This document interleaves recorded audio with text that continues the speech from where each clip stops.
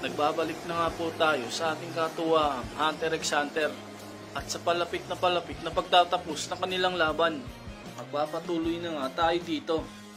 Makikita natin ang lugar kung saan sila naglalaban at mapapansin natin na wasak na nga ang ibang bahagi nito dahil nga sa matinding laban na nangyayari.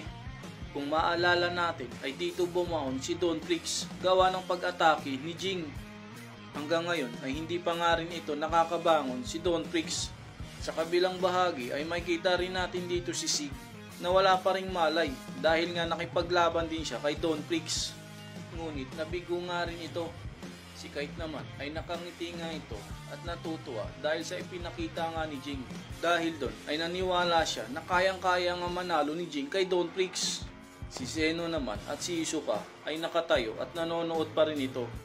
Ayaw na nilang mangalam dahil ayaw na nilang makadistorbo dito kay Jing. Ang taong ito, masasabi kong mahigitan niya si Netero sa paggamit ng Nen. Masyadong malawak, malakas ang natutunan niya sa paggamit nito.